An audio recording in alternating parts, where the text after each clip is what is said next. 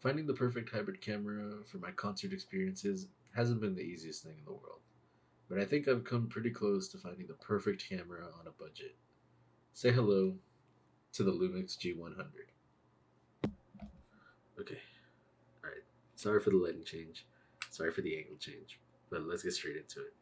So the G100 was released in 2020 and was a camera that Panasonic pushed heavily towards the vlogger community, as right now during this time vlogging was a very popular thing and it was gaining a lot of traction. And while this camera can be used for vlogging, it wasn't exactly a crowd favorite among the vloggers. Before we get to that though, let's go over the specs. The G100 is a micro four thirds camera that is packing a 20 megapixel CMOS sensor. It has a fully articulating LCD screen for vlogging and taking selfies, and is able to record in full 4K at 30 FPS. Here's the full list of specs if you're interested, but for now I'm going to move on to the core substance of this video. So going back to the reasons why vloggers didn't like this camera, the biggest reason was the 4K crop. Now for those of you who don't know what that means, it's basically just whenever vloggers would take the camera and like hold it out to arm's length to record a vlog, it would zoom into their face, kind of like this. And it was this huge crop that just made them feel uncomfortable, and it made the video look incredibly unnatural. So that was one of the biggest reasons why vloggers weren't a fan of this camera. But another big reason was the inconsistent autofocus.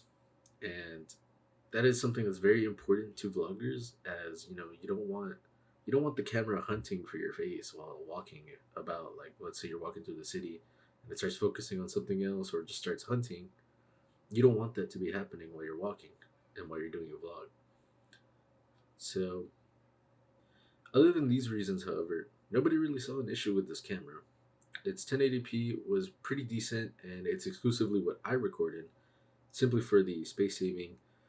And it performs very well as a stills camera, as it has the interchangeable lens system. So, you know, with that 20 megapixel micro four thirds sensor, you could slap on a prime lens or a nice telephoto lens, and you could get pretty decent quality out of the stills. Now for the reason that you probably clicked on this video. How is a camera that has been one of the most hated things in the tech world for the past few years, something that has a serious 4K crop and a bad autofocus system, supposed to be a camera that is good for concerts? Well, let me tell you. This beautiful little camera, actually not too beautiful, I'm not a big fan of the looks, but this functional camera has gotten me fantastic results in video and photos for the few concerts that I have been to. Now do keep in mind, I am by no means telling you that this is a professional level camera. I do think that you could maybe use it if you had good lenses, but I'm not telling you that this is something that you should be using for professional concert work. But if you are just looking for something that can perform better than, let's say, your iPhone, this camera is perfect. Here are some examples.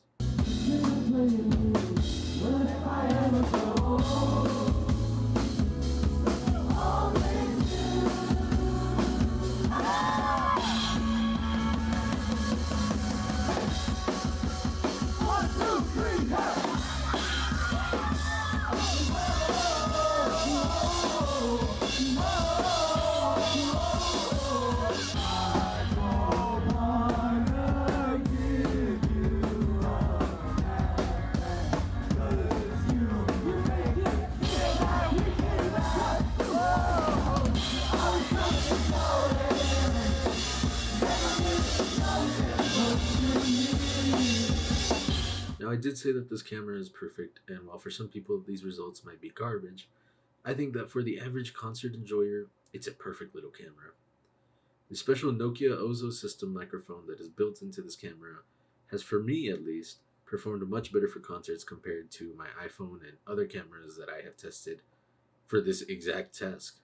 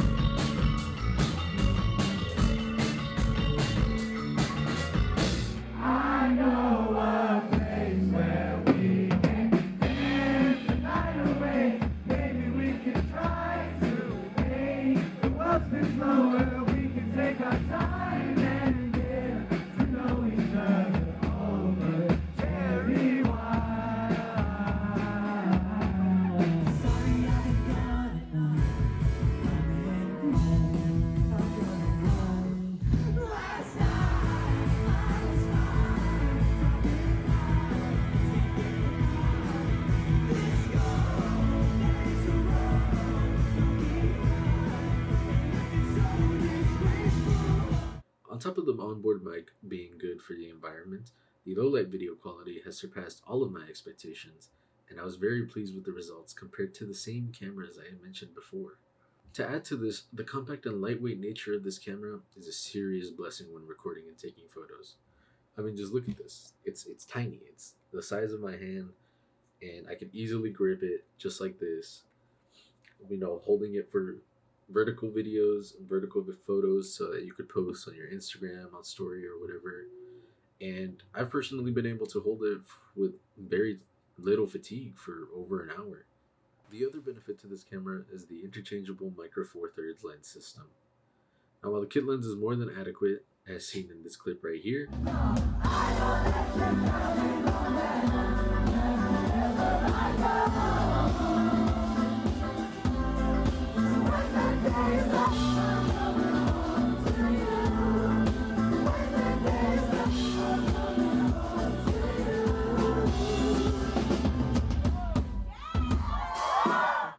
I personally prefer to use the 25 1.7 lens that I picked up for $100 from my local camera store. It's this little lens right here.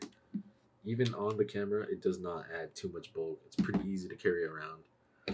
And yeah, just look at these clips too.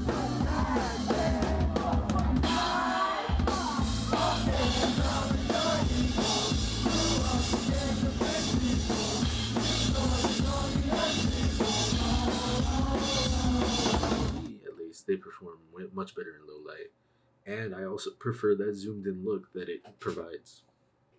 So while the situation is unlikely because stadium concerts typically don't allow any type of cameras, if they do, you could easily just pick up the 40 to 150, I think it's 45 actually, 45 to 150 millimeters LUMIX kit lens, just to get that long telephoto zoom range. So if you're like kind of far from the stage, you can just zoom in and still get fantastic videos.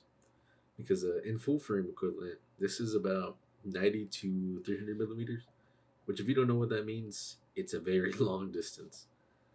And it's perfect for, taking pictures or videos of people on a stage if you're far away in a concert venue. Here's a clip of me using the 50 millimeter. And I was actually using the 4K crop to my advantage here to zoom in even further. So yeah.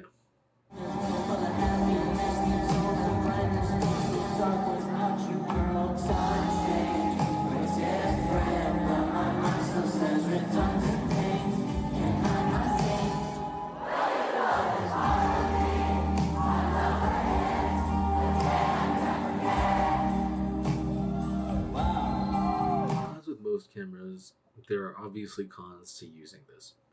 As previously mentioned, the autofocus is not the best on this camera, and it shows very clearly in these clips. However, I think in this case, the positives outweigh the negatives. For me, all I look for is to be able to relive the concert experience, and I'm not trying to post these videos online, well, besides to my friends, right? And I'm not looking to sell them professionally, for sure. They're simply for me and my friends, and just because I'm the type of person who likes to look back at these videos and relive just the energy and the vibes. So long as I can hear the music and I can feel and hear the atmosphere and still see the artist, I mean, I'm perfectly happy, And honestly, this con of autofocus isn't even present my apologies, in photos. Very rarely did I have a picture severely out of focus, and most of them were actually rather sharp to my eyes.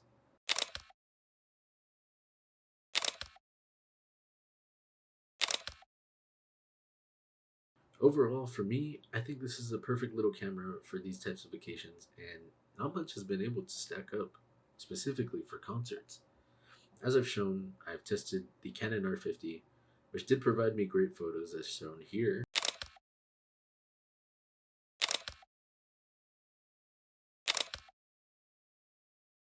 But I was not a fan of the video or the microphone.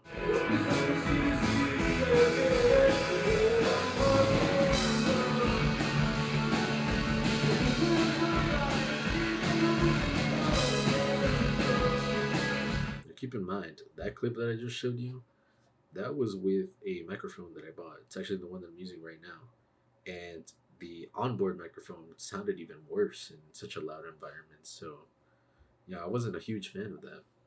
I've also tested the LUMIX ZS100 mostly because I wanted that long telephoto reach and a pocketable camera, and it did provide decent video results and great photo results to my personal taste, at least.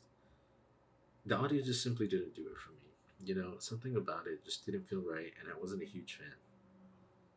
Now, I also personally own the Nikon ZFC, which is actually what I'm using to record this right now, but I have not been able to try this in a concert scenario, and I think I will only ever be using it if I'm doing some type of professional work because, at least from what I can tell, just from testing with my loud indoor speakers, the microphone isn't that good, and I don't think that it can compare audio wise to the LUMIX G100. Now it's time for the most important part. How much does this little camera cost? Well, personally, I bought mine not too long ago as an open box model from my local Best Buy for around $400 USD. But new, this camera cost $750, which is why at the time I thought it was a fantastic deal. And it was. It has worked out pretty great for me. But as I mentioned before, this camera is not exactly popular among people. So Best Buy will frequently offer this thing around 500 USD on random sales, or it'll just be on sale pretty much like its whole life.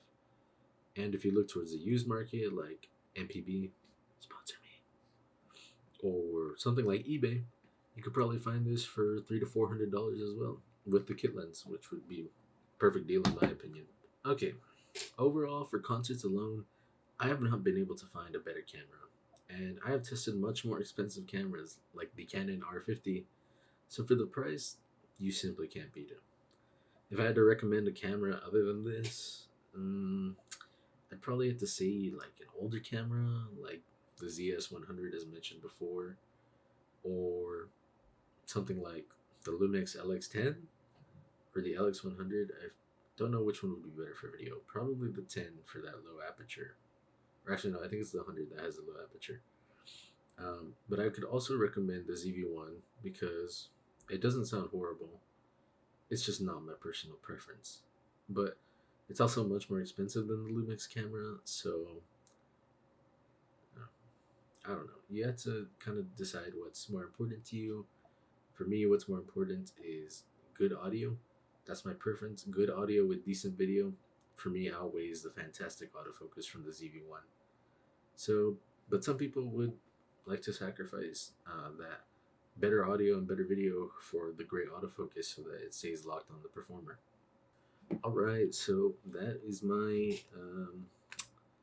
I wouldn't call it a review because I didn't really talk about how this camera works in real world use. It was a very specific niche. So because of that, I hope that this video was able to help somebody out. And if anybody has any questions about the camera or any of the other cameras that I mentioned before, please leave a comment down below. And if you found this video useful or just found it enjoyable, please leave a like. It took a lot of effort to make this, and it would be greatly appreciated. Also, if you would like more content like this, because I'm thinking about doing a video on my new companion, the Olympus Pen F, consider subscribing so that I can know to make this video. So again, I hope somebody out there was able to find some use out of this video, and thank you again for watching. Really appreciate it. Have a good night.